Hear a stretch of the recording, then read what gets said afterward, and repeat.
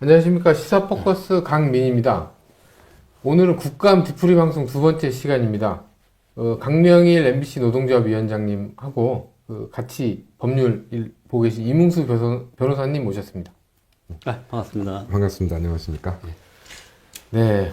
저번에 네. 국감 뒤풀이 방송을 한번 했는데, 예. 근데 반응이 어떠세요? 반응이 상당히 뜨거웠습니다. 그래갖고, 예. 저희가 이제 MBC 3노조, 네. 예, 저희 노조 유튜브를 네. 이제 운영을 하고 있는데, 네. 뭐 구독자 수가 한 500명 정도였거든요. 네. 근데 갑자기 이제 한 1, 2주 만에 지금 6,000명을 넘었습니다. 그래갖고 네. 이게 벌써 한 10배 이상 넘은 거잖아요. 네, 그래서 축하드립니다. 거의 뭐 비트코인처럼. 그래갖고 이게 약간 네. 좀 뭔가 이렇게 구독자 수가 이렇게 숫자가 타사삭 올라가는 거 보니까 야, 이게 상당히 좀 스릴도 있는데 네. 야, 이렇게 책임감을 더 느끼게 되고 네. 아무튼 시사 포커스에 많은 어떤 도움을 받은 것 같습니다. 감사합니다. 아니 갖고 계신 컨텐츠가 좋아가지고 아마 예. 그쪽을 보고 이제 뒤늦게 그런 발견하시고 예. 그런 것 같습니다. 그리고 네. 이제 공지를 하나 하겠는데 네. 지금 저희가 지금 국감 뒤풀이 방송은 MBC 3노조와 합동 방송을 하고 있는 거고요. 그리고 유튜브에서는 MBC 3노조라고 검색하면 유튜브를 찾아보실 수 있거든요. 글로 들어가셔서 봐도 괜찮을 것 같습니다. 좋은 컨텐츠와 네. 현재 MBC 방송에 대한 얘기들이 항상 올라오니까 한번 찾아가서 보는 것도 좋을 것 같습니다. 이문수 변호사님은 오늘 처음인데 계속 삼노조와 같이 일해 오셨잖아요. 어떠셨어요? 그러니까 최승호 2017년 이제 최승호가 예. 새롭게 이제 MBC 사장에 이제 들어오면서 예. 특히 이제 보도본부에 근무하고 있는 기자들이 예. 뭐 말도 안 되는 사실 만행을 예. 당했습니다. 예. 이제 그러던 사람 중에 한 사람이 이제 여기 옆에 있는 강명일 위원장이고 예. 또 이제 그러면서 이제 자연스럽게 이제 해고 뭐 예. 징계 이런 예. 부당한 처분을 받게 된 예. 이제 분들을 이제 소송 이제 대리를 하면서 이제 관여를 하게 됐고 예. 이제 그러면서 이제 자연스럽게 또 삼노조 예. 자문 변호사를 이제 맡게 돼서 현재까지 이렇게 되었습니다. 아, 그렇군요. 뒤풀이 방송 저번에 첫 시간을 한번 보셨나요? 네, 봤습니다. 어떠셨어요? 하여튼 이제 그러니까 지난 진짜 만 6년이 넘도록 정말 MBC에서 이거는 뭐 찬밥도 아니고 예. 정말 이제 어마어마한 학대와 예. 이런 것을 고통을 당하셨던 분들의 예. 좀 심정이 예. 그나마 그래도 좀 이렇게 많은 분들에게 알려지고 예. 이런 소통 채널이 생겼다는 것만으로 예. 제가 뭐 비록 뭐 대리인에 불과하지만 굉장히 좀 감격스러웠고 예. 좀 그러니까 정말 MBC 내에 벌어졌던 뭐 이런 실상들 예. MBC 국민의 재산인 이제 방송을 둘러싼 정말 예. 말도 안 되는 이런 뭐 작태들이 뭐 시사 포커스뿐만 아니라 좀 국민들께서 좀 아셔야 되겠다라는 생각을 더 하게 되었습니다. 예, 어쨌든 저는 MBC 3노조를 직접적으로 응원한다기보단 당시에 이제 참고인이나 증인으로 나가셔서 그때 하지 못했던 말이나 이제 최민희 방통위원장 때문에 막혔던 네. 발언들을 국민들이 못 들었으니까 네. 못다한 얘기를 해보자는 취지로 한 거라서 네. 좀 약간 괴가 같진 않지만 어쨌든 얘기가 알려지는 거는 좋은 걸로 네. 그렇게 하겠습니다. 예. 근데 저번 방송에서 네. 권태선 방문진 이사장에 예. 대해서 최민희 위원장이 예. 이 제지를 해서 예. 해야 될 말을 못했다. 네. 그렇게 말씀하셨는데 그게 네. 이제 뭐 방망경영, 예. 그다음에 법률사무소 문제, 네. 그리고 배임투자 공범 문제 이렇게 예. 말씀하셨는데 예.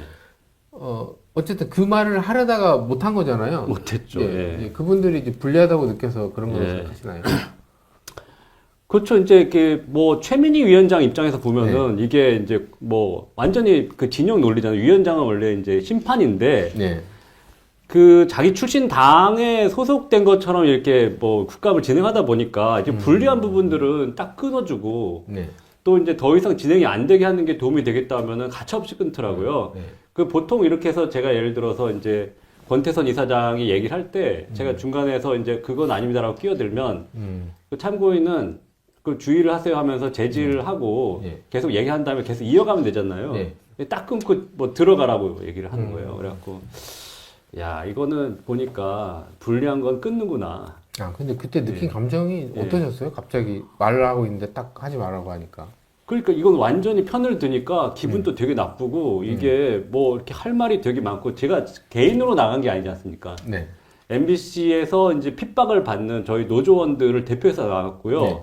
그 핍박을 받는 그 저희 사람들이 이제 전달하고자 하는 메시지가 있잖아요. 뉴스나 이제 보도 뭐 제작물을 통해서 국민들한테 표현하고 싶은 어떤 방송 욕구가 있는데 그런 네. 것들을 못 해온 게 이제 벌써 7년째 쌓이고 있거든요.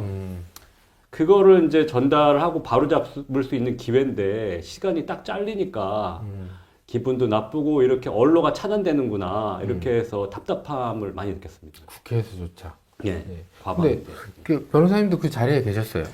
저도 그 이진숙 그 방통위원장 예. 인사청문회에 이제 하루 이제 참고인으로 그 예. 오후에만 한 4시간 앉아 있었는데 제가 뭐 아주 오래 살진 않았지만 제 인생에 있어서 좀 가장 좀 괴로운 시간으로 저 생각이 됩니다. 그 과방이 참고인으로 나가는 게 그 정도로 괴롭네요. 그래서 당연히 뭐 4시간 정도 이제 뒤에 이제 앉아 있는 거는 별게 아니었는데 이제 그날도 이제 최민희 이제 그 위원 특히 이제 최민희 과방위 위원장의 이제 사회 네. 그러니까 사회권을 빙자한 부당한 개입 혹은 이제 편들어주기에 대해서 네. 정말 좀 이렇게 머리가 좀 이상할 정도로 저희 제일 좀 인상적이었던 게 근데 그날 이제 참고인으로 출석하셨던 분 중에 KBS 전 강규영 이사가 계셨습니다. 예, 예. 그래서 이제 그 질의가 시작되기 전에 분명히 이제 최민희 위원장이 질의 시간은 제한되지만 답변 시간에는 제한이 없다고 얘기를 해서 그 전까지는 이제 그 전에 이제 출석해서 진술한 참고인들은 대부분 이제 민주당 쪽 관련된 거기에 대해서 아무런 발언을 제지하지 않다가 뭐 이제 시청자분들도 그러시고 사회자분도 아시겠지만 그 강규영 기사가 뭐 엄청난 일들을 사실 그 겪고 오셨고 당했지 않습니까? 그 부분에 대해서 이제 본인의 당신 입장에서는 좀 간략하게 좀 얘기를 하는데 조금 듣다가 바로 이제 차단을 하고 들어가라고 하면서 하는 얘기가 강 이사 발언이 너무 길다. 뭐 다른 이유 뭐 이게 부당하다거나 그런 얘기가 아니라 너무 길다고 해서 이제 들어가라고 이제 사회권을 발휘하는 이런 모습을 보았을 때, 그러니까 이게 뭐 어느 정도의 편파성, 어느 정도의 뭐 이런 편들어주기는 좀 이해가 돼도 아니 이 정도로까지 막무가내로 대한민국 국회 상임위원장이 사회권을 행사도 되는 것이냐 이런 이제 그걸 한 3-4시간을 쭉 보고 있으니까 내가 이상한 건지 저 사람이 이상한 건지 뭐 이런 것들을 생각하니까 정말 머리가 뒤숭숭해지고 이게 뭐 그러니까 기분이 나쁘다, 뭐 우울하다 이런 느낌이 아니라 스스로가 좀 정신이 좀 몽롱해지는 그런 느낌을 좀 많이 받았었습니다. 그러니까 되게 뭐 편파적인 거 이걸 떠나서 불공정한 게 너무 당연시 여겨지니까 예. 너무 이제까지 그 갖고 계셨던 상식하고는 전혀 다른 형태가 보여져서 이상해졌다는 뭐 그게 그런 뭐 취지. 불공정하다 뭐 이런 정도를 넘어서서 네. 뭐 그러니까 조금도 어떤 뭐 공정함이라던가 자신의 어떤 직분을 이렇게 행사한다는 의식 자체를 못 느끼겠으니까요. 저 사람이 국회의원인지 뭐 상임위원이인지 아니면 어디 뭐 사실 뭐 아시겠지만 동네 친목회 이렇게 사회를 보더라도 그렇게는 안 보지 않습니까? 그거보다 못한 모습을 보니까 이게 지금 내가 뭐 하러 나와 있는 건가 이런 생각들을 이제 많이 하게 결국에는 됐죠. 최민희 위원장 그 사회 실력이 동네 친목회장보다 좀 못하다. 왜 못하다? 이건 동네 친목회장 하시는 분들 근데 모욕이 될 수 있을 것 같아요. 비하하는 발언 같은데. 네, 그분들이 사과드리겠습니다. 네, 크게 사과하셨어요. 네. 네, 어쨌든 그런데 네. 제가 이제 네. 그 본격적으로 들어가기 전에 예. 근데 우리가 방송하거나 언론에 있으신 분들은 방문진이 뭔지를 알거든요. 예. 근데 예. 일반 시청자분들은 방송에서든 뭐든 접하는데 예. 이 방문진이 뭐의 약진지도 모르고 또 이게 뭐 하는 데인지도 모르거든요. 이게 네. 뭐 하는 데인지 알아야 네. 이 여기에 이사장이나 누가 네. 임명하고 이런 게 중요하다는 경중을 알 수 있을 것 같거든요. 네. 그래서 방문진에 대해서 좀 간략하게 설명을 좀 해주시죠. 이제 87년도에 이제 민주화되면서 이제 그 문화방송에 이제 문공부 뭐 대변인이나 이런 분들이 사장으로 오고 하니까 노조가 만들어져서 이제 덜렁 들어서 이제 밖으로 내놓고 뭐 이런 일들이 한 2번 있었거든요. 네. 그런 일이 있은 후에 이제 국회에서 방문진을 만들어서 그 대주주로 만들자 MBC에. 그래서 MBC는 주식회사고 MBC 주식회사의 그 100%의 지분 중에 70%를 방송문화진흥회라는 어떤 재단법인한테 주고 예. 근데 이거는 이제 정부 출연기관처럼 만들고 네. 그리고 30%는 정수장학회, 얘는 네. 5.16 장학회라고 네. 했었던 거죠.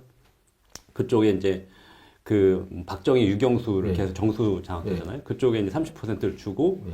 이렇게 해서 이제 지배를 하게 하고 그 방송문화진흥회의 이사들이 모여서 회의를 해갖고 MBC 사장을 추천을 하고 바로 임명하도록 하자.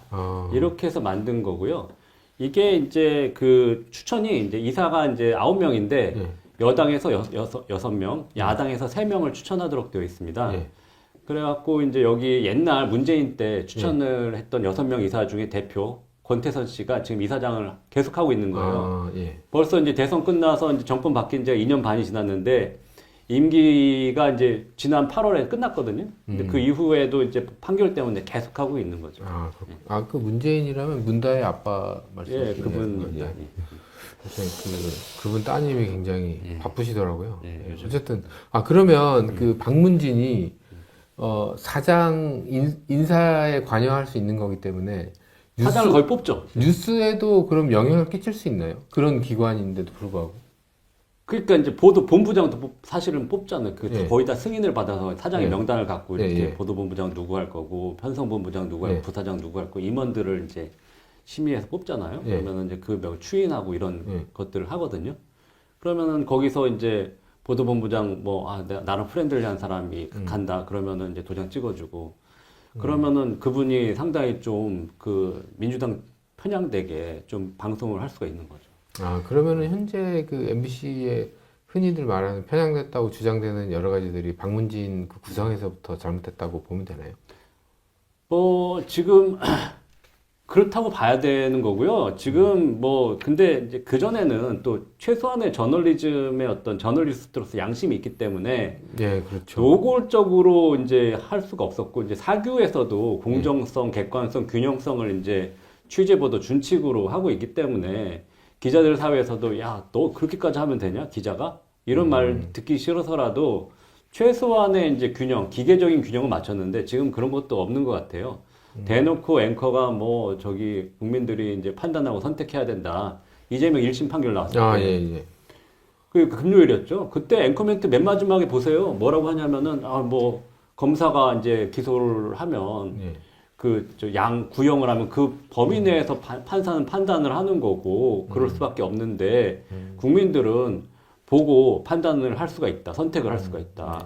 뭘 선택하라는 겁니까? 선거도 아닌데. 그러니까 이제 결국에는 그런 선동방송을 하는 거예요. 편향성이 지금 사법부를 불신하는 데까지 와 있다. 편향이 아니라 네. 사법부를 탄핵을 한다든지 검사 특수활동비를 환수를 한다든지 아니면 나가서 시위를 바로 나가라든지 이런 선택을 하라는 뜻 아닙니까 그게?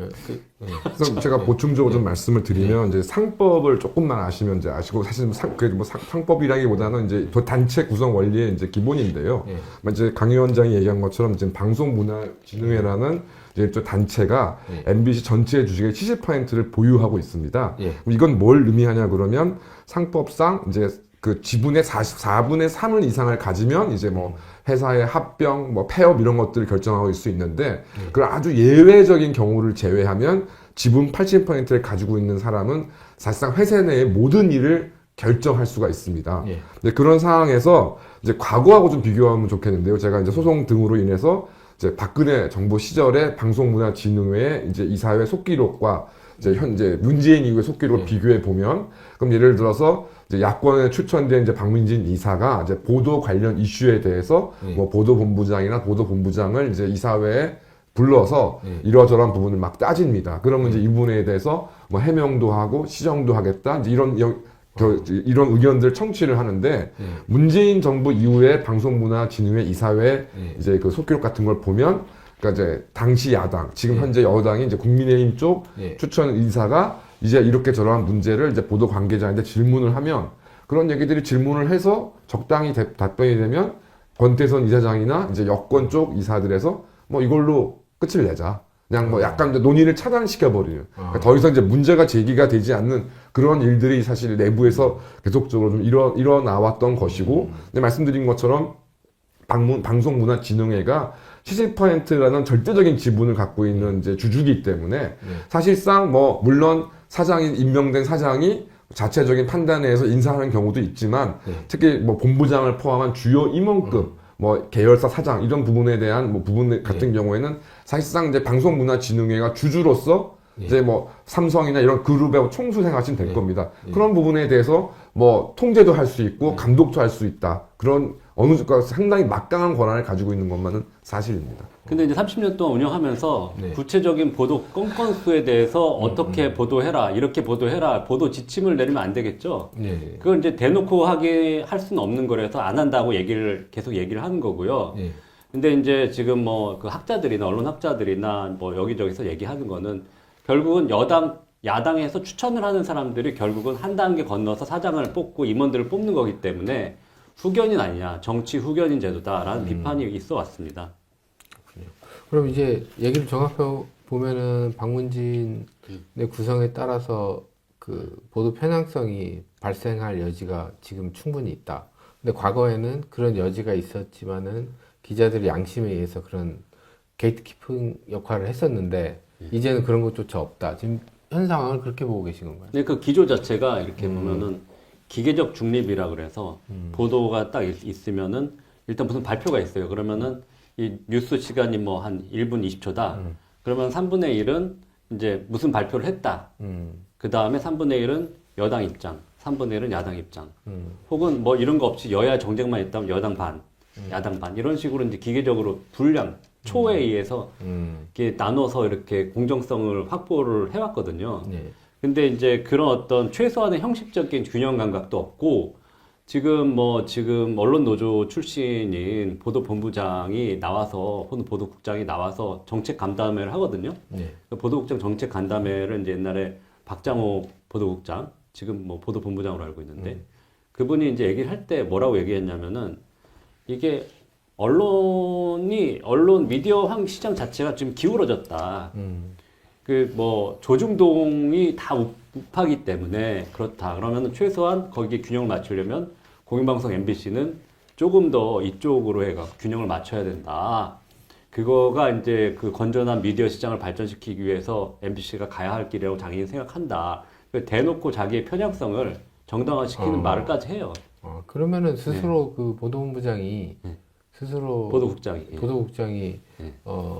좀 약간 좌성향, 네. 좌익 성향의 그거를 드러내는 말을 공공연하게 한다는 말이에요. 공공연하게 합니다. 아, 예, MBC는 공정함을 잃었다고 판단을 해도 네, 무리가 없겠네요. 예, 그렇죠. 아, 그렇군요. 아, 그러면 그 지금 오늘 박문진이 굉장히 방송에 끼치는 영향력이나 뉴스에 끼치는 영향력이 굉장히 큰 걸 이제 알게 됐는데 근데 이제 그때 국감 때 발언이 제지당한 그러니까 주요 사항은 다 얘기하셨죠 하면서 이제 들어가라고 이제 말했던 게 네. 이제 방망경영 법률사무소 문제 배임수재 공범 이 얘기를 하시려다가 제지당하신 거잖아요. 네. 그거에 대해서 한번 이렇게 얘기를 방망경영이 도대체 어느 정도라는 건가요? 이게 이제 그 감사원에서 그때 한번 조사를 했어요. 방망경영 사례들, 뭐 부실해서 손실이 났던 사례들이 대여섯 건이 있어서 했는데 그 중에 대표적인 게 이제 그 2019년인가 투자를 했는데 라스베가스 리조트 만드는데 105억 원을 이제 우리가 브릿지론 채권 투자 비슷하게 복잡하게 막 이렇게 해서 투자를 했는데 전액 손실. 아, 105억 원이 제로로 이렇게 딱 그거는 녹아내리는. 이제 권태선 박문진 이사장이 승인을 한 건가요? 전이었죠. 아, 전. 전이었죠. 그래서 이제 이 사람들을 다 징계를 해야 된다 하는데 징계를 안 하고 그때 이제 경영본부장 했던 사람이 이제 부산 MBC 사장으로 가고 이제 부산 MBC 사장을 임기를 3년을 다 마치고 징계 하나도 안 받고 잘 먹고 잘 살고 있는 거예요. 윤미향 같은 케이스네요. 그러니까 그런 상황이고 그래서 이제 그러면 그런 게 딱 그 투자만 있었느냐? 네. 그게 아니라 2020년 이제 박성재 사장 들어오면서도 이게 인천 항동에 물류센터를 이제 짓는데 100억 원을 투자를 해서 PF 투자를 해요. 그래서 이제 그게 고수익이라고 투자를 했는데 몇 달 전에 이게 경매로 넘어가는 걸 결정이 됐어요. 이게 인천에 너무 많이 물류센터가 생기는 거예요. 네. 그래갖고 운영자가 나타나지 않아서 비어 있으니까 이게 경매에 넘어갔어요. 그래서 이거 MBC 돈을 그렇게 투자를 했는데 네, 100억 원이 다 손실이 나는 거죠.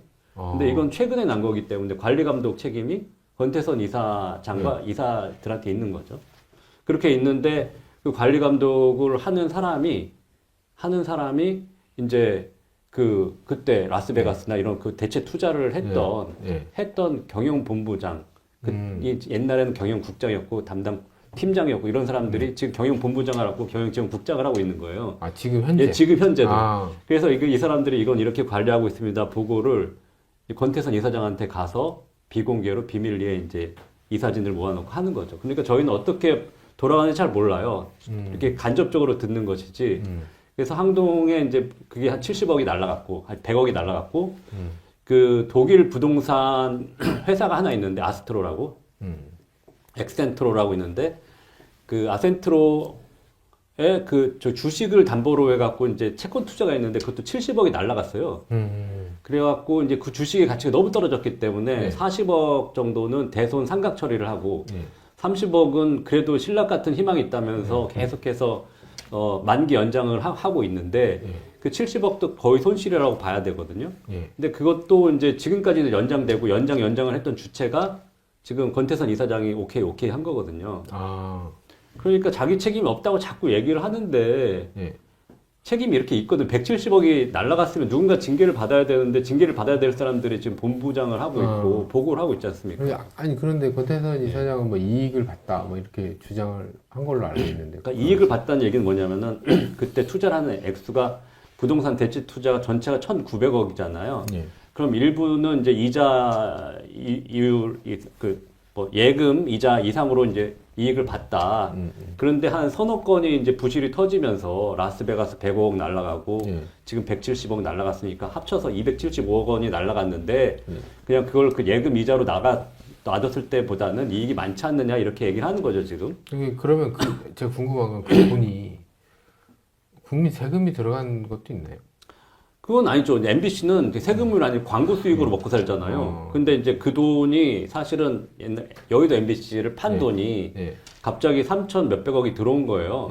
그러니까 이 돈을 갖고 한 번도 이렇게 굴려본 적이 없어요. 저희 공영방송이기 때문에. 그래서 이제 경영본부장이 이제 이사회 의결도 안 받고 자기 정결로 해갖고 이거를 돌렸는데 그 중에 일부를 저 고위험 상품인 브릿지론에도 투자하고 부동산 PF도 투자하고 뭐 대구에 주상복합 아파트 한 대 투자를 하고 했는데 뭐 부실이 여기저기 발생한 거죠. 그러면은 그 돈으로서 양질의 그 방송을 제공받을 수 있는 국민은 제공받지 못한 거네요. 그 270억이 그 엄청난 돈 아닙니까? 그러니까 사기업 같았으면 그 담당 투자를 했던 사람은 바로 해고죠. 근데 거기는 이제 승진을 해서 지금 경영본부장 되고 경영국장 되고. 충격적이네요. 이 관련해서 법적으로 뭐 해주실 말씀. 그러니까 이제 뭐 말씀하신 것처럼 이렇게 뭐 자체가 이 돈이 뭐 세금 직접적으로 세금은 아니지만 뭐 다 아시는 것처럼 뭐 MBC라는 회사가 뭐 스스로 막 뭘 영업을 잘해서 이렇게 성장한 면도 있지만 어쨌든 국가가 국민이 전파에 대한 독점권을 부여해서 그걸로 이제까지 이제 영업을 하면서 이제 수익을 내왔던 것이고 그런 상황에서 여의도 사옥까지 마련했던 것인데 이제 그 여의도 사옥에는 MBC가 가지고 있는 그 모든 것이 이제 국민의 재산이라고 하는 게 그런 부분 아니겠습니까? 근데 이제 예를 들어서 이제 투자를 하다가 실패를 할 수 있는데 이제 앵커께서 말씀하신 것처럼 이게 이제 MBC가 이제 공영 방송사니까 뭐 방송 기술이라던가 아니면 새로운 미디어 환경에 맞는 국민들에게 정말 모두에게 이익이 돌아갈 수 있는 그런 사업에 투자를 하다가 어쩔 수 없이 손실을 봤다면 뭐 여러 가지 또 이게 가만히 될 수 있겠지만 지금 이제 강 위원장이 얘기한 것처럼 대부분 뜬금없는 뭐 리조트 투자라던가 이게 지금 대한민국 공영방송사와 직접적인 무슨 관계가 있는지 그럼 만약에 거기에 투자를 또 할 수 있는데 거기에 대해서 이것도 뭐 일정한 뭐 어느 정도의 손실이 아니라 전액 손실이 난 부분이라면 누군가는 책임을 졌어야 될 것이고 이게 아시는 것처럼 이런 이제 국민의 재산을 관리하는 대주주를 위치하고 있는 방송문화진흥회에서 이 부분에서 제대로 따져도 이게 뭐 책임을 면할 수가 없는 것인데 오히려 이를 뭐 은폐하고 묵인하고 방기하는 이런 적직거리 같다면은 이건 좀 법률적으로 분명히 좀 그러니까 이게 문제가 있는 거죠. 부실 파산나고 이렇게 되려면은 이게 부분이 이제 뭐 위험 신호가 나오잖아요. 그러면은 직원이 보고 이건 얼러트가 떴다 해갖고 이제 일부라도 회수를 하고 이런 조치를 안 했으니까 전액 손실이 나는 거 아닙니까? 그럼 누가 그런 조치를 했는지 밝혀내서 징계를 해야 되는 게 당연한 거 아닙니까? 저도 그렇게 생각합니다. 그걸 안 하는 거예요. 근데 승진을 했다는 게 너무 충격적인데요. 그렇습니다. 승진을 하고 그럼 이제 향후에 그 MBC에 또 그 사람이 또 투자를 또 어딘가 할 수도 있겠네요. 이제 뭐 근데 이 부분에 대해서는 더 투자는 안 하겠죠. 이렇게 부실이 많고 말이 많았는데 아니 이렇게 정권이 또 뭐 어떻게 될지 모르겠어요. 그러니까 민주당이 잡는다 그러면 어떻게 아니 되는지 이렇게 모르겠어요. 상식밖에 투자를 했는데 상식적인 행동을 할 거라고 믿는 거는 되게 그렇습니다. 낭만적인 그리고 너무 웃긴 게 그때 권태선 이사장이 그 뭐 대구 수성구에 빌리브란 아파트가 있는데 주상복합 네. 아파트에 저희가 뭐 한 200억 넘게 투자를 한 것 같아요. 근데 주상복합 PF에 왜 MBC가 투자를 하는지 잘 모르겠어요. 근데 투자를 했어요. 투자를 했는데 이게 갑자기 분양이 하나도 안 되는 거예요. 분양률이 20%로 30%. 예. 지방의 부동산 별로 안 좋잖아요. 그러고 나서 그래서 이게 이제 그 은행이 대주단으로 넘어가고 대주단에서 이거 공매 처리를 했는데 공매도 잘 안 팔려. 그래갖고 이제 다 손실되나 이러고 있는데 그 분양 대행사한테 좀 돈을 줘갖고 분양 대행사들 알잖아요. 그럼 국민들 거의 현혹시켜서 이거 하면 나중에 크게 오른다. 수성구니까 좋다. 이런 식으로 한 사람 한 사람 접근을 해갖고 하나하나 판 거예요. 그리고 팔아갖고 5%인가 6%인가 7%인가 이제 수익을 올렸다. 잘한 거 아니냐 이러고 있는 거 아닙니까? 그건 기망 아닌가요? 사기 아닌가요? 그러니까 사기. 부동산 분양 대행사들이 예. 많은 부분들이 현혹이나 이런 사기 비슷한 부분들이 많이 블러핑을 많이 하잖아요. 예. 거기에 MBC가 관여됐다는 것 자체가 부끄럽습니다, 저는. 그럼 결국에는 이 권태선 이사장 하에 있는 MBC가 네. 사기에 사기까지는 모르겠어요. 사기를 했는지 모르겠으나, 네. 이제 이익이 날 거다. 이제 곧 있으면 오른다. 금리 내려가면. 이렇게 한 명 한 명 설득을 했대요. 분양 금리 대행사한테. 내려가면 당연히 집값은 오르죠. 그거는 누구나 아는 상식인데. 근데 뭐 사기까지는 모르겠으나 아무튼 많은 현혹 행위는 하잖아요. 분양 대행사라면. 근데 그런 식으로 해서 네. 이득을 봤다라고. 예, 이득을 봤으니 된 거 아니냐 이렇게 얘기를 하는 거 아닙니까? 그거 너무 좀 황당한 그럼 그때 당시에 그냥 쑥 지나간 말이 그 얘기인가요? 네. 문제가 많네요. 그리고 네. 법률사무소 어디랑 또 계속 한 군데만 맡겨서 좀 문제가 있다 뭐 이런 말씀도 하셨던 것 같은데. 그 강금실 옛날 전 법무부장 아시죠? 예. 그분이 이제 지평 대표 변호사였어요. 지평 법무법인 지평. 예. 지평이 이제 처음에 그때 그분이 만들 때는 왜 좌파 진영에는 김현자 같은 게 없냐. 막 M&A도 하고 막 이렇게 미디어 지원도 하고 이렇게 기업 법무 소송도 하고 금융상품 관련돼서 추천해서 그 개런팅도 하고 하는 법률 서비스를 하자. 해서 만들어진 큰 법무법인 지평이거든요. 근데 이제 지평 법정책연구소의 이사로 계세요. 권태선 이사장님이. 거기 예. 소속이에요? 예. 근데 그 지평과 관련해서 지평이 MBC 소송을 거의 싹쓸이 하다시피 수임을 해온 거예요. 2018년부터 지금까지. 예. 그러면은 너무 많은 돈을 이제 법무법인 하나가 다 가져가니까 이게 뭐 지평 법정책연구소 이사인 이 사람은 그걸 제지를 하고 왜 이렇게 수의계약으로 다 가져가느냐. 이건 불공정하다. 일감 몰아주기다라고 얘기를 못 하는 거예요. 자기가 지평 법정책연구소 이사니까. 아니 그거면은 본인이 더 나서서 예. 본인의 명예를 위해서 제지해야 되는 게 상식 아닌가요? 이렇게 그때 국감에서 얘기한 게 그런 거예요. 어떻게 이제 그쪽에서 다 하는 거를 감나라 배나라 합니까? 자기 그 사람들 수의 계약을 하는데 계약한 데까지 뭐 박문진 이사가 간섭할 수는 없습니다. 이렇게 얘기했잖아요, 그때. 아니 본인이 소속돼 있으면 그거를 네. 제지해야 되는 게 상식 아닌가요? 상식인데 그 사람 이제 주장은 뭐냐면은 이게 다른 회사다. 지평이랑 지평 법정책연구소는 다르다. 왜냐면은 이게 뭐 법인이 다르다. 하나는 사단법인이고 하나는 이제 법무법인이고. 그 법무법인이 구조가 좀 이상하더라고요.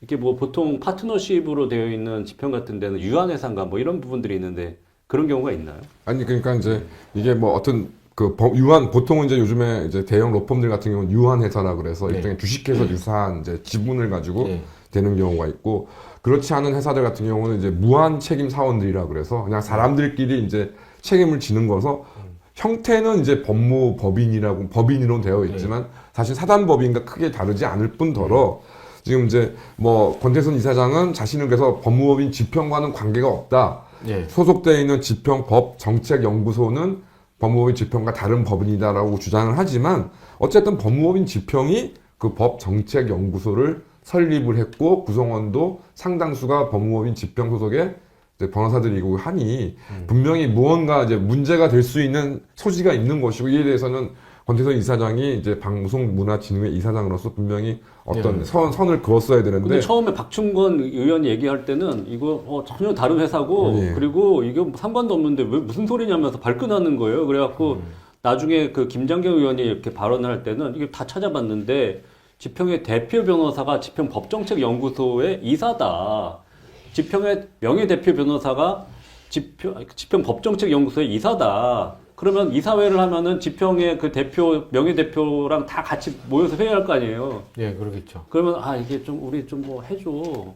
MBC 그 좀 수임 잘해줘. 이렇게 사석에서 얘기할 수 있는 거 아닙니까? 그럼 가능성이 있지, 뭐, 확실한 확실한 건 건 아닌데, 예. 그런 이해 충돌 소지가 있기 때문에 예. 그런 부분들에서 더 엄격하고도 본인이 이 부분에 대해서는 사임을 한다든지 문제점을 차단할 그렇죠. 수 있는 예. 장치를 마련한다든지 그래야 되는 거 아니냐는 얘기를 했는데 전혀 상관이 없다 그러니까 이 사람은 위증 아니냐 이렇게 얘기했던 거죠. 아니, 오얏나무 아래서는 가끈도 매지 말라 그랬는데, 참, 그래서 제 발언은 다 끊었는데 예. 이게 불리하잖아요. 왜냐면 이 사람이 대표 변호사인데 여기 이제 이사하고 있다. 제가 다 폭로를 하니까. 이런 자세한 얘기를 예. 하면 불리할까봐. 예, 그래서 예. 이제 위증이라고 얘기하니까 위증죄에 걸릴까봐 다시 발언 기회를 한 2분 정도 더 주십니다. 그래갖고 예. 권태선 이사장이 이 부분은 소명을 하고 가셔야 될 것 같습니다 하면서 최민희 위원장이 얘기를 해요. 예. 뭐 발언 기회를 드릴 테니까 지금 뭐 이렇게 전혀 다른 회사라고 한 건지 이게 뭐 어떤 관계가 없다고 한 건지 정확하게 얘기하십시오. 그래갖고 그때 말을 수정할 기회를 줘요. 그래갖고 이제 위증죄 벗어나게. 그럼 그런 것도 최민희가 조력을 했다는 거네요. 네. 그 내용을 잘 알고 있는 것으로 생각이 듭니다. 그래서 그러니까 권태선 그래서 이사장과 보니까 법무법인 지평과의 이게 관계. 무슨 짜고 치는 고스톱도 아니고 그러니까요. 이런 판이 네. 있나 이런 생각이 들었어요. 그러면 이제 그 지평하고 권태선 이사장과의 관계는 뭐 확실하게 명확한 건 없지만 그렇게 추산이 되는. 그러니까 일반적인 회사로 치면, 그러니까 그 권태선 이사장은 법무법인 지평이라는 모 회사가 설립한 자회사의 이사인 거죠. 그러니까 예, 그런 관계인 것이죠. 여러모로든 이제 관계가 없을 수 수는 있다. 없는 것이죠. 예. 그렇군요. 그러니까 직접적으로 이게 딱 이게 법률적으로는 이해관계가 딱 맞는다고 볼 수는 없지만 그 모회사와 자회사의 관계이기 때문에 또 법률적으로도 아예 관계가 없다고 또 볼 수는 없는. 그래서 아마 그런 부분에 대해서 이제 최민희 위원장도 이 발언이 좀 문제가 될 수 있다고 해서 이제 정정할 기회를 줬던 것으로 좀 기회를 하고. 그거 아시죠? 이게 토탈 서비스. 법률 토탈 서비스라는 걸 해요. 지평에서요. 이게 김현장이 원래 주로 했던 건데 이게 지평에서도 하는 거죠. 그러니까 내가 이제 어떤 기업이나 이런 사람들이 이거를 하려면 법을 바꿔야 돼. 그러면 로비까지 한다는 건가요? 예, 법을 바꾸는 것까지 토탈 패키지로 그거를 이제 용역을 받아서 뭐 법무법인이 하고 이런 부분들이 있는데 법정책연구소라는 것은 결국은 그런 부분들과 연관이 있을 수밖에 없다. 그러면은 그 수임료도 상당하겠네요. 이제 여기는 이제 뭐 비영리 법인으로 사단법인을 만들어 놨겠죠. 그러니까 수익은 다 지평이 가져가는 걸로 알고 있습니다. 그러면 MBC가 지평에 거의 몰빵해줬다시피 뭐 전부 다는 아니겠습니다만은 많은 부분을 넘겨줬다고 하는 그 규모가 어느 정도나 되는지는 혹시 파악하고 계신가요? 그게 이제 16개 계열사 사장들을 최승호 사장이 와서 다 해임하고 그리고 본사 임원들도 한 서너 명을 또 해임했고 그 다음에 이제 자회사 임원들도 서너 명을 해임했고 25명 정도가 이제 해임되자마자 다 소송을 했는데 그러면 25건을 이제 다 받았고 1심, 최소. 1심, 2심 다 수임료가 몇 천씩 막 이렇게 들어간다고 추산을 해보면은 그거 말고도 이제 뭐 그 이후에 저희 해고된 사람들 많았거든요. 저희 조합원도 있었고 네. 그 사람들 뭐 복직에 대해서 회사 측 대리한 소송들 그리고 각종 그 법률 검토 의견서 한 건당 뭐 1,000만 원씩 받으면 최소한 뭐 10억 원 이상은 다 지평한테 일감 몰아주기가 된 걸로 알고 있어요. 어쨌든 두 가지가 이제 있을 수 있고 법무법인이 이제 수익을 얻는 교조가 변호사를 이제 포함해서 수익이 두 가지가 있지 않습니까? 자문 수익과 이제 사건을 이제 수임해서 얻는 수입이 있는데요. 일단 수임 부분부터 말씀드리면 제가 이제 처리했던 MBC 관련 이제 그 MBC 그런 처리 제가 담당했던 사건 중에 MBC를 이제 그 대리했던 그 법무법인이 상당 거의 절반 이상이 지평에서 진행을 했었습니다.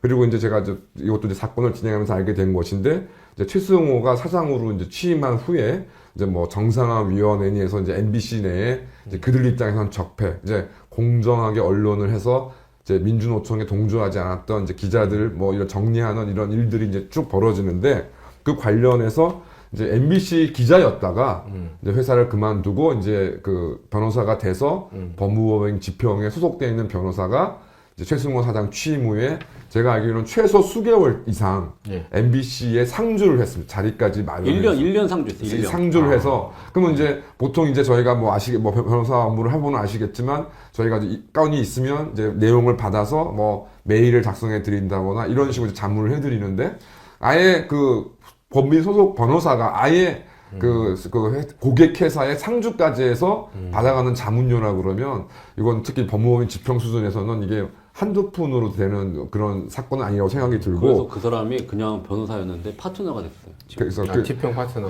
예, 엄청난 이제 회사 입장에서는 이제 수익을 올려줬으니까. 그 다음에 이제 앞서 이제 강 위원장이 얘기한 예를 들어서 뭐 해외 부동산 투자, 뭐 대구, 뭐 이제 이런 예, 예. 뭐 오피스텔 투자에도 당연히 이제 법무법인이나 변호사가 이제 자문 업무를 제공합니다. 근데 이제 이 액수가 지금 뭐 했던 것이 뭐 100억 뭐 이렇게 되다 보면은 저희들이 보통 이제 그 자문에 대한 보수도 뭐 그러니까 대형 법무법인 같은 경우는 최소 1% 정도 내외는 당연히 이제 자문료로 책정해서 받아가거든요. 그러면 이제 이러저러한 것을 봤을 때, 뭐, MBC가 큰 회사니까, 예, 예. 방송사이기도 하지만, 그래서 그 회사에서 발생하는 모든 법률 수요의 절반 정도만 가져간다, 특정 법무를 가져간다 하더라도 이게 보통 일이 아니고, 그래서 그 최승호 사장이 취임하기 이전에는, 그러니까 그러니까 일종의 약간의 이제 뭐 뭐 완벽한 경쟁은 아니지만, 여러 법무법인의 견적을 좀 제출받아서 이제 그런 것들을 여러 가지 성합 고려해서 이제 MBC에서 이런 이제 법무나 잡문을 이제 맡겼던 것으로 보이는데 어쨌든 현실적으로 드러난 것은 어쨌든 이런 MBC의 어떤 법무적인 수요의 절반 가량을 무조건 지평이다 독점을 한 것은 사실인 것 같습니다. 그리고 제가 알고 있는 게 그 지평이 그 금융상품에 대해서 법률 자문을 한 게 있었거든요. 그게 아까 손실 70억을 MBC에 안겨줬던 독일 부동산 주식을 담보로 한 금융상품. 예. 그거를 상품 설계를 한 그 법률 자문을 지평이 해요. 아, 그래요. 그리고는 그거 계속 만기 연장하면서 손실 안 난 것처럼 만드는 거를 권태선 이사장이 하고 있는 겁니다. 아, 그러면은, 그 정당한 거죠. 이해 충돌 아닙니까, 이게? 그러니까, 이렇게 볼 수도 있겠네요. 이게, 권태선 이사장 입장에서는 자기가 MBC에 직접적인 뭔가 관여하는 건 아니고, 그리고 지평이 만든 법정책 연구소에 있는 사람이니까 자기는 관련이 없다라고 주장을 할 수는 있는 거네요. 근데, 따로 역산해서 생각해 보자면, 권태선 이사장이 관련이 클 수도 있다라고 보시는 거고. 클 수도 있다고 하는 게 아니라 지금 없을 수가 없다. 이런 식의 수의 계약에 이런 규모로 계속 되는 거를 그 MBC의 대주주의 최고 수장 아닙니까?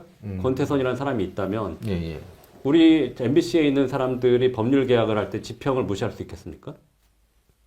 그럼 제가 잘 모르죠. 아니, 그러니까 바로 이 본부장까지 다 인사권을 쥐고 있는데. 아, 권태선 이사장이. 예. 그럼 결국에는 그 권 이사장의 눈치를 보고 뭔가를 이렇게 경쟁 PT나 이런 걸 통해서 선임을 하는 게 아니라 그래도 지평이 이제 한 식구처럼 여겨지니까 그래도 지평은 권태선 이사장이 마음만 먹으면 너 왜 그때 그 라스베가스 혹은 뭐 독일 이거 부실레스트 하면서 바로 본부장 자르라 할 수 있지 않습니까? 근데 경영본부장이 법률 이런 것들도 다 하고 기획본부장이 법률 이런 부분 계약을 하는데 이거 자문이나 계약을 눈치를 안 볼 수가 있나? 좀 모르겠어요. 아, 그러면은 이제 지평이 일을 맡기면서 네. 그 사람들의 인사고과가 올라갔다고 생각할 수도 있네. 그거 뭐 부실에 그런 것까지는 사람. 아닌데 이제 어쨌든 더 큰 문제는 이제 그 첫 번째 이제 사위님께서 말씀하신 것처럼 이게 지금 MBC에서 이제 이런 법무나 법률 자문에 대한 업무가 지평하게 과도하게 결과적으로 이제 쏠린 것으로 보이는데 이 결과와 권태선 이사장이 지평에 관계되어 있는 법정책연구소 이사라는 점에 대해서 확실히 드러난 건 아니지만 근데 이제 이런 상황에서 없다고 보기도 어려운 상황 아니겠습니까? 그러면 이제 과연 이런 일들이 왜 벌어졌는지에 대해서는 누군가 MBC나 방송문화진흥회의 내부 의사 결정에 관한 어떤 서류를 통해서 혹시 그런 것들이 있었는지 없었는지를 확인을 해야 되는데 이제 이런 부분을 공개하지 않고 뭐 감사원에서 요구해서 다 사실상 거부해 버리는. 그러니까 누가 의심은 가지만 누구도 지금 확인할 수가 없는 이런 상황이 또 자체가 좀 문제라고 생각합니다. 그럼 이제 문서를 폐기해 버리면은 그러니까 저희는 증거도 그런 안 거예요. 남네. 지금 임기가 끝났어요. 권태선 이사장은. 예, 예. 그 6인의 이사들이 그 했던 사람들 있잖아요. 그 이런 부동산 대치 투자 부실 방만을 방관했던 사람들 임기가 끝났어요. 근데 이렇게 고양이에게 생선을 맡긴 것 같이 임기가 끝난 사람들이 아주 훌륭하고 선량한 관리자라면서 계속 맡기고 있어라라고 법원이 결정을 한 거잖아요. 그 법원의 판단은 잘못됐다는 생각이에요. 왜냐하면 이 사람들은 그렇게 선량한 관리자로서 관리를 해오지 않았어요. 하지만 네. 그 어쨌든 이해 충돌 소지가 상당합니다. 안타깝긴 하지만은 사법부의 판단은 그래도 존중을 해야 되니까요. 그거는 뭐 어쩔 수 없는 것 같습니다. 법치국가니까요. 예, 네. 그리고 그 배임 수재 공범 관련된 그 보도자료 마사지 이후 그건 어떤 내용인가요? 그때 말씀하시다가 예, 잘렸는데. 이것도 이제 뭐냐면은 이게 스토리가 좀 있어요. 스토리가 이게 고등학교, 대학교 선후배로 이제 연결된 건데 안영준 사장의 고등학교 후배가 유명한 드라마 PD예요. 광문 PD라고. 그래서 이제 크게 히트친 드라마도 있었어요. 네. 이 사람이 이제 KBS에서 있다가 이제 스카웃돼서 2013년에 CJ ENM에 가서 이제 그 드라마를 만드는데 그게 그래픽이 많이 들어가는 그 뭐 역사더라고. 일제 강점기를 배경으로 네. 바스켓볼이라는 그 드라마를 만들어요. 그런 드라마가 있었나요?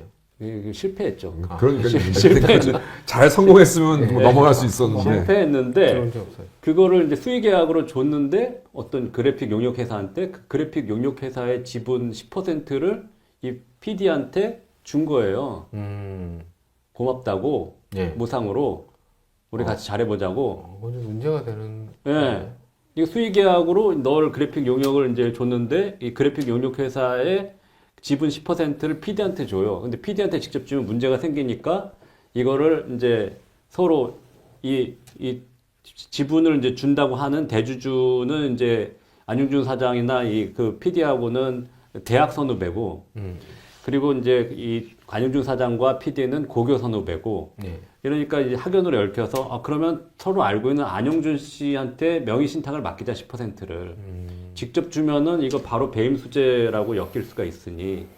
그래서 이제 10%가 안용준 사장한테 넘어갔다는 거예요. 네. 그 안용준 사장은 나 뭔지도 모르고 그냥 고교 후배가 간절히 부탁을 해서 그걸 뿌리치지 못해서 받았다고 거짓말을 한 거죠. 근데 이제 요거 관련돼서 이 김영기 그라는 어떤 대주주가 있어요. 벤처 회사에. 이 사람이 작년에 안영준 사장이 이제 사장 추천을 최종적으로 받고 되려고 하니까 이 방송문화진흥회랑 MBC에 투서를 해요. 투서를 해갖고 저 사람은 공짜 주식 받은 사람인데 어떻게 사장이 되냐.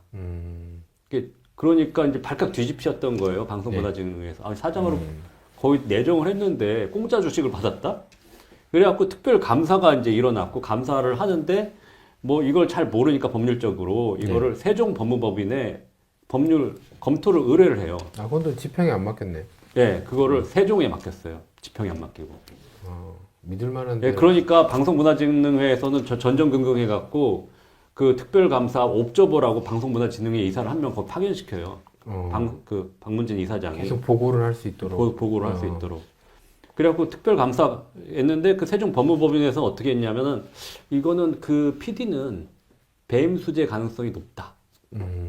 PD는. 예, 예. 그리고 안영준 사장은 배임 수재의 공범 가능성을 배제할 수 없다. 말을 어렵게 하네요. 예. 예. 그리고 요 관련돼서는 이 소멸시효가 공소시효가 지났다. 네. 공소시효가 지났다. 이렇게 된 거예요. 네. 그러면은 이제 문제는 이런 거죠. 이거를 바라보는 시각이 이게 공소시효는 지났다고 하지만 유명한 법무법인에서 권위 있는 법무기관이 이게 형사 범죄 소지가 있다고 하는데 특히 이게 어떤 비리냐면은 드라마 산업과 관련된 구조적인 비리잖아요. 예. 근데 MBC의 사장은 1년에 드라마 예산 2천억 원을 결정짓는 사람이거든요. 그 드라마를 이제 한 편 금토 드라마를 1년치를 하면 그 예산이 1,700억에서 2천억 정도 들어가거든요. 예. 그걸 최종적으로 도장을 찍는 사람이 MBC 사장인데 드라마 산업 비리에 연관돼서 이름 내주고 이렇게 용역에 회사 벤처기업 10% 지분을 자기 명의로 받고 그리고 또 거짓말을 했던 게 그 김영기라는 대주주가 이렇게 명의 신탁을 해주면서 그 다음에 지금 안영준 이란 기자가 내가 후배지만 믿을 수가 있나? 이거를 갑자기 이거 수억 원을 벌 받고 다른 사람한테 팔면은 이게 대주주가 2명이 생기는 건데 그렇죠. 이거 상당히 좀 골 때리는 상황이 될 것 같다. 그래갖고 한 달 뒤에 이렇게 다시 만나갖고 너가 다시 임용 계약서를 써야겠다. 그래서 이제 다른 사람한테 절대 팔면 안 되고 이걸 팔 생각이 있으면 나한테 팔아라. 나한테 옵션을 건 거군요. 나한테 안 팔고 다른 사람한테 팔면 1억 원을 너가 나한테 배상해야 된다. 그리고 이거는 뭐 공증 못 한다면은 인감 증명서를 띄워와라. 그래서 도장을 인감을 찍여라. 그래서 이제 그 안용준 사장의 집 근처 동사무소에 가서 이걸 발급받아서 인감 증명을 떼어갖고 인감을 찍은 부분이 이제 감사에서 드러났거든요. 예. 그러면은 난 몰랐고 내가 이게 주식을 갖는 건지도 몰랐고 이거는 나 주식을 받은 적도 없고 그냥 맡아달라 그래서 그 고교 후배의 간절한 부탁을 못 이겨서 그냥 받아놓은 거다라는 게 다 거짓말이라는 거예요. 그 거짓말을 사장으로 응모할 때 한 번 하고 예. 감사 받을 때 한 번 하고 또 이제 이게 2015년에 CJ 감사팀에 가서 또 거짓말을 하고 그때 CJ 감사팀에는 그 주식은 내 거다라고 거짓말을 해요. 아니 그러면은 그냥 권태선 이사장이 있는 방문진은 이런 사실을 알고도 가만히 놔뒀나요? 그렇죠. 이제 이게 저는 그냥 그냥 감사가 자기의 그냥 판단으로 배임 수재 공범 가능성이 있다 이렇게 한 줄 알았더니 그게 아니라 돈을 주고 세종 법무법인에서 받았으면은 보도자료 낼 때 그 내용을 내야죠, 당연히. 네네. 그게 공무를 대신하는 사람이고 그런 중요한 사실들이 있잖아요. 네. 이 사람이 그 허위 사실을 진술을 했고 이명 계약도 있었고 네. 이게 부도덕하고 거짓말을 밥 먹듯이 하고 이런 거 넣어야지 다시 보도자료에. 근데 그런 게 이거 빠졌다. 싹 다 빼고 이미 임명은 됐고 이렇게 법률적으로 형사 처벌을 받을 가능성이 없는 걸로 나타나서 별 문제가 없다고 우린 의결했습니다라고 보도자료를 낸 거예요. 그래서 저는 그 보도자료를 찾아봤죠. 방송문화진흥의 사이트에 들어가서. 근데 그걸 지워놨는지 찾을 수가 없는 거예요. 아니 그러면은 그냥 방문진이 자기네들이 판단해서 이거는 보니까 이게 맞다, 저게 틀리다 결정해버리면 MBC는 그 사람들의 뜻에 의해서 모든 게 움직여져야 되는 건가요? 그러니까 저희는 그게 지금 이런 어떤 좀 약간 냄새나고 좀 구역질 나는 부분들이 좀 있는데 네. 그런 어떤 감추고 싶은 부분들은 싹 다 빼고 그냥 결국은 공소시효 지났지 않느냐 하는 거에 의거를 해서 형사처벌 가능성 없으니 계속 사장해라. 그게 기준이다. 이게 인성 기준이다. 그럼 이제 나쁜 사람이어도 그러니까 범죄자여도 공소시효가 지났으면은 입건될 가능성이 적으니 이직을 해도 된다라는 얘기네요. 그러니까 입건될 가능성이 없다고 본 거죠. 자기들은 이제 공소시효 지났으니까. 예, 그러니까 이제 이건 형사처벌 받은 일은 없으니 이제 이 사람 그냥 해라. 왜냐면 이미 임명을 했는데 다시 이제 사장으로 취소하지는 않겠다. 이렇게 얘기한 거죠. 그러니까 이제 이게 처음 이제 약간 좀 제대로 말씀드리면 자문 이제 이 건에 대해서 자문을 해줬다는 법무법인 세종도 그게 어떤 중립적이거나 공정한 이런 것보다 사실은 이제 또 MBC로부터 많은 사건을 수임하는 회사가 또 법무법인 세종입니다. 그러니까 그런 관계에서 그러니까 MBC 경영진 혹은 이제 그 방송문화진흥회 의사에 아주 맞서기 위해서 맞설 수 있는 그런 법무법인이 아닌 상황에서 이제 주어진 자료만을 가지고 이제 자문을 했을 텐데 그럼에도 불구하고 이런 이제 업무상 배임 수재 혐의의 어떤 공범에 가깝다는 얘기가 되는 것이고, 그다음에 저 개인적으로는 이제 이게 공소시효가 완성됐다고 하는데 이게 아마 주어진 자료만 가지고 아마 공소시효 완성 여부를 판단했을 거로 보입니다. 그런데 이제 여러 가지 행위에 따라서는 공소시효가 남아있었을 가능성도 있는 것이거든요. 그러면 그런 것들을 감안했을 때 그냥 공소시효가 완성됐기 때문에 불문에 붙인다는 것은 그러니까 이런 MBC와 같은 큰 회사를 경영을 주인이어야 되는 방송문화진흥회 어떤 주주로서 입장으로서 굉장히 좀 부적절하고 말도 안 되는 행위라고 저도 생각합니다. 그래서 이런 내용들을 그때 국감장에서 권태선 이사장 이것도 해명해라. 충분히 설명이 돼야 되는데 이걸 해명해야 된다라고 얘기했는데 이제 전혀 해명을 못 듣고 그냥 그리고 그 보고서에는 그런 부분도 있었어요. 이제 그 안용준 사장이 그 CJ 감사팀한테 2015년에 가서 이렇게 거짓말을 해갖고 왜 자기 거라고 주식은 PD가 받은 게 아니라 자기가 받은 거라고 해서 감사를 모면하게 해주잖아요. 곽 PD라고 하는 사람을. 그게 이제 감사 업무 방해거든요. 그래서 그래서 업무방해에 대해서는 이제 공소시효가 남아있다라는 게 이제 거기 적혀져 있어요. 세종 법률검토서에. 그러면 업무방해 그 혐의는 남아있는 거잖아요. 그러면은 그 부분은 고려를 했어야죠. 이렇게 거짓말해서 업무방해까지도 형사처벌 받을 수 있다. 근데 이게 검찰에서 업무방해죄하고 이 관련된 위계가 성립되지 않는다고 검찰이 판단한 문제 아닌가요? 그것도 좀 황당한데 경찰은 그 유죄로 보고 유죄 의견으로 송치를 했거든요. 네. 기소 의견으로. 근데 검찰에서는 이제 그게 형사처벌의 것까지 가능한가 이렇게 판단을 해서 불기소 처분을 했는데 이게 그런 어떤 그 다른 회사에 가서 다른 회사의 감사에 가서 진실을 말할 의무가 있느냐 없느냐 이걸 따진 것 같더라고요. 네. 그게 이제 그런 어떤 계약상의 의무가 없는 사람이 그거를 이제 거짓말을 했다고 해서 처벌할 수 있느냐 이걸 따진 것 같은데 근데 이제 저는 그 업무방해 된다고 생각하거든요. 어떻게 보십니까? 그리고 저도 그러니까 그 부분에 대해서 좀 의문이 많이 가는 것이 예를 들어서 이제 어떤 뭐 해당 회사에서 이제 안영준 사장 같은 사람은 소속자가 아닌 사람을 불러서 조사를 했는데 여기에 대해서 뭐 묵비를 했다거나 뭐 그랬으면 상관이 없는데 아마 그 안영준 사장은 적극적으로 이 문제가 된 주식이 자기 것이라고 얘기했는 것이고 이 부분에 대해서는 결론적으로는 그걸 통해서 이제 그 문제가 된 그 PD 같은 경우도 이제 어떤 조치를 받지 않는 것으로 마무리됐었던 것인데 그게 완벽한 거짓말이라는 얘기 아닙니까? 이거는 단순히 이게 뭐 진실을 말할 의무가 있냐 없냐의 문제가 아니라 보다 적극적으로 허위 사실을 이야기한 것이기 때문에 이 부분에서는 업무방해죄가 성립이 안 된다고 한 판단은 좀 쉽게 좀 동의하기가 어렵습니다. 근데 이 건으로 이제 마포경찰서에 고발을 해서 이제 나온 내용이고 이 건과 관련해서 또 뭐 조치를 취하실 생각 있으신가요? 이 건은 이제 뭐 지금 다시 우리가 이의 신청이나 이전에서. 이제 할 수가 있는 상황은 아닌 것 같고요. 근데 지금 뭐 이게 지금 말씀을 드리고 싶은 건 이거예요. 지금 방송문화진흥회 업무의 절반이 뭐냐면 사장 뽑는 거예요. 예. 사장을 제대로 된 사장을 뽑는 거. 근데 이게 제대로 사장을 뽑는 게 아니라 마사지한 보도자를 내고 방송문화진흥회의 사장 선발 절차에 거짓말을 해도 훌륭한 사람이라고 뽑고 옹호를 하고 있잖아요. 그 자체로 실격이라고 저는 생각합니다. 방송문화진흥회 이사를 더 하면 안 돼요. 그러니까 방송문화진흥회가 정상화돼야, 그러니까 상식이 통하는 조직이 돼야 네. MBC 사장 인선도 네. 여러 가지 뭐 정파적인거나 그런 걸 떠나서 공정한 사람이 MBC 사장으로 올 수 있다. 네. 그리고 보도국도 보도본부도 마찬가지로 네. 그렇게 인선이 가능할 거다. 그렇게 보시는 거군요. 그러니까 이게 다시 말씀드리면 이거예요. 지금 뭐냐면 2023년 2월에 이런 일이 있었잖아요. 예. 근데 지금 국정감사까지 1년 6개월 동안 이 사실이 밝혀지지 않았어요. 세종이란 법무법인이 이런 의견을 냈다 하는 게 밝혀진 게 처음이거든요.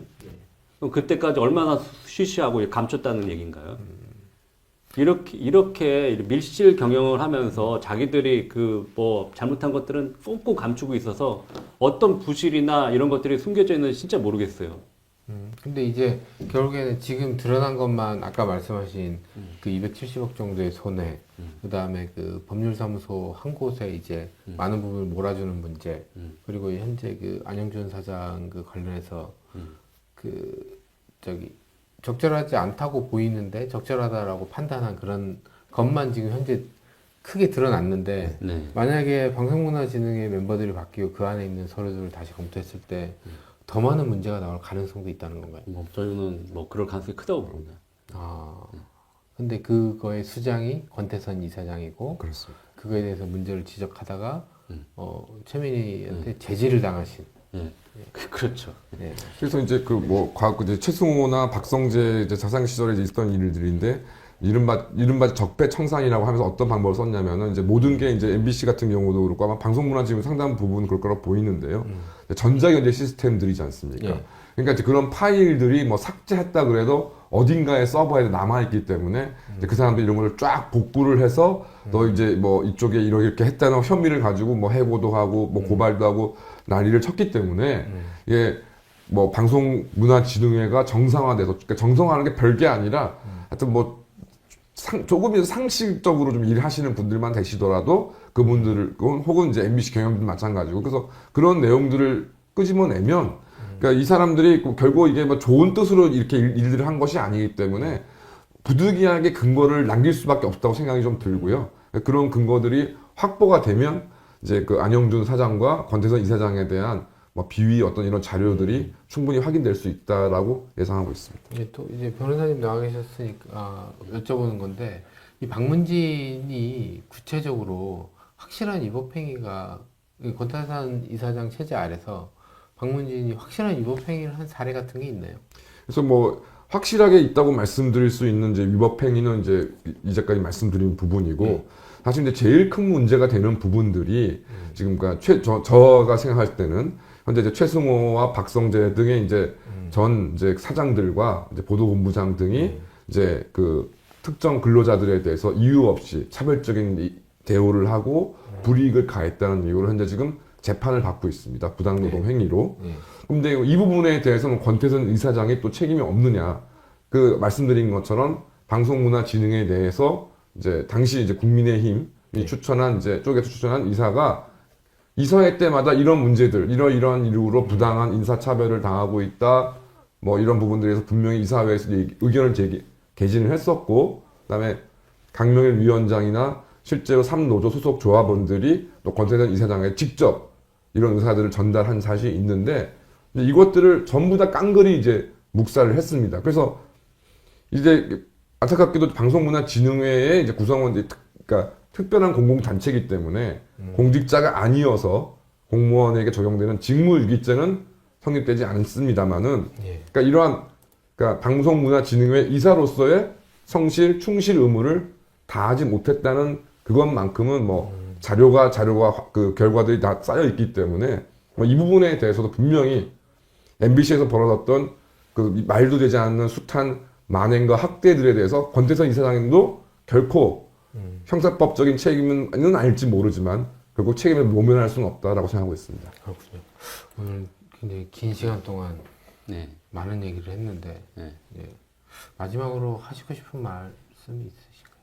네. 네. 지금 이게 그 손바닥으로 하늘을 가릴 수가 없습니다. 지금 뭐 보도자료 마사지에서 가리고 지금도 과방위에서 이렇게 세 가지 정도의 박문진의 어떤 과실이라든지 사장 임명 과정에서의 뭐 마사지 의혹, 그 방만 경영 이런 부분들이 질의 과정에서 나왔지 않습니까? 이게 뭐 항동 물류센터 뭐 그 관련돼서 100억 원이 손실이 난다든지 이런 것들이 다 확인됐잖아요. 네. 그러면은 이런 부분들을 이제 더 이상 가리지 말고 책임을 지시면 됩니다. 근데 지금 과방위 속기록도 지금 안 올라오고 있지 않습니까? 아직도 안 올라왔어요. 예, 안 올라오고 있습니다. 그래갖고 왜 그게 24일 날 종합감사 속기록은 올라와 있는데 이게 14일 날 했던 박문진 감사 속기록은 안 올라와 있는지 모르겠어요. 근데 이런 부분들은 더 이상 감출 수 없고 책임질 건 책임지시면 됩니다. 박문진 이사님들. 그렇게 말씀드리고 싶습니다. 네, 뭐. 예, 그래서 뭐 이러저러한 이제 기대를 안고 이제 그 윤석열 정부가 출범을 해서 이제 그 MBC에 벌어졌던 많은 이제 말도 안 되는 일들이 개선되기를 이제 바라는 마음이 있었는데 뭐 아직까지는 이제 이루어지지 못하고 있습니다. 그래서 특히 이제 그 방송통신위원회의 이제 위원 뭐 이런 부분들 또 게다가 현직 지금 방송통신위원회 위원장이 탄핵 지금 제기 중에 있는데 어쨌든 뭐 법원의 판단은 존중합니다만은 현재 이제 방송통신위원회의 위원 수가 2명이 밖에 될 수가 없는 이유가 이게 뭐 대통령이라던가 뭐 이런 뭐 임명권자의 문제가 아니라 국회의 문제일 뿐인 것이고 그러한 상황에서 그렇다면은 국회가 제대로 역할을 하지 못해서 방송통신위원회의 정족수를 채우지 못하면 그러면은 대한민국 방송통신위원회는 아무 일도 해서는 안 되는 것인가 못하는 것인가 이 부분에 대해서 좀 대법원이 그러니까 권력 분립의 원리에 맞도록 좀 잘 판단해 주시길 바라고 아시는 것처럼 현재 지금 헌법재판소 재판관도 지금 6인에 불과해서 사실은 이제 법에 따르면 7인 이상이 되어야만 심리를 할 수 있기 때문에 헌법재판소가 정말 부득이하게 아마 그 제가 뭐 법관 출신은 아닙니다만은 정말 그 명문의 법 규정을 정말 소중하게 생각하시는 사법부 이제 구성원들께서 정말 부득이하게 헌법재판소가 7분이 안 되신다, 재판관이 7분이 안 되신다고 해서 일을 할 수 없으면 안 되니까 부득이 이제 해당 법 규정을 이제 효력 정지시키고 지금 이제 탄핵 심판 등의 이제 사건 심리를 진행해 나가고 있습니다. 그런 어떤 여러 헌법재판소의 입장과 봤을 때 아마 만약에 이제 헌법재판관의 공석 상태가 이제 그 계속 더 장기화된다면 저는 헌법재판소에서 부득이하게 6분의 뜻이 합쳐진다는 전제 조건 하에서는 어떤 결정도 내리실 수 있다고 좀 기대하고 있고요. 관련해서 이제 거듭 말씀드린 방송통신위원회의 구성에 대한 또 대법원도 이런 차원에서 이것이 뭐 누구누구의 잘못이 아니라 국회가 정상적인 기능을 하지 못함으로 인해서 그러면 행정부가 어떤 업무도 해서는 안 된다는 것이 이게 사법부에서 확인돼야 되는 것인가. 이런 뭐 헌법재판소까지 이렇게 된 마당에 그래서 좀 전향적으로 잘 판단해 주셔서 방송통신위원회도 정상화되고 이로 인해서 방송문화진흥회도 정상화되어서 정말 뭐 아무런 그냥 뭐 기자로서의 사명감을 가지고 열심히 일한 거 외에는 다른 죄가 없는 MBC 기자들이 제자리 그러니까 뭐 이렇게 고생을 했으니까 뭐 보도본부장이 되고 국장이 되고 이런 것들을 바라는 것이 아니라 정말 자신이 천직과 소명을 생각했던 그 기자직으로 복귀할 수 있는 날이 좀 빨리 올 수 있도록 저도 노력할 것이지만 좀 이 방송 시청하시는 분들께서 좀 많은 응원을 해주셨으면 하는 것이 제 바람입니다. 아 그리고 뭐 무슨 대표 네네. 시민단체 홍보를 좀 하셔야 됩니다. 예, 그러니까 뭐 지금 미디어 환경이 복잡화되면서 미디어로 인해서 피해를 보고 있는 뭐 개인 단체들이 많습니다. 그런데 현실적으로 이제 이에 대한 피해 구제가 뭐 여러 가지 좀 상당히 미흡한 그러면서도 또 언론 자유는 또 언론 자유대로 보장되어야 되기 때문에 첫째는 이제 미디어의 부당한 보도로 인한 가짜뉴스 보도로 위한 피해 구제에 대한 방안 및 지원을 저희가 이제 고민하고 또 앞으로 이제 바뀌어 나가는 미디어 환경에 대해서 또 맞는 여러 가지 또 연구 같은 것이 필요하다 그래서 필요하다는 판단하에 저희가 언프레싱이라는 그래서 언론계 종사자와 이제 저 같은 변호사 그다음에 언론학자들이 이제 포함된 이제 연구 단체를 이제 설립해서 추진해서 지금 이제 이끌어 나가려고 하고 있고요. 뭐 기회가 닿는 대로 여러 가지 좀 도와주셔야 될 분들 저희가 하는 일들에 대해서 좀 알려드려서 많은 좀 관심을 가져주셨으면 하겠습니다. 오늘 그 두 분 모시고 굉장히 그 많은 얘기를 들었는데 그때 발언 제지 당한 내용들이 잘 들어보니까 굉장히 중요한 내용들이네요. 보니까 이게 그렇죠. 예, 그래서 우리가 모르고 지나가는 이런 얘기들을 또 오늘 시간 내주셔서 또 말씀해 주셔서 너무 고맙고 MBC 3노조가 계속 건승하고 또 국민들에게 그 부당함을 알리는 계기가 또 오늘 방송 통해서 그리고 3노조 유튜브 통해서 계속되기를 바라겠습니다. 오늘 감사합니다. 방송 여기까지 하겠습니다. 감사합니다. 감사합니다. 감사합니다.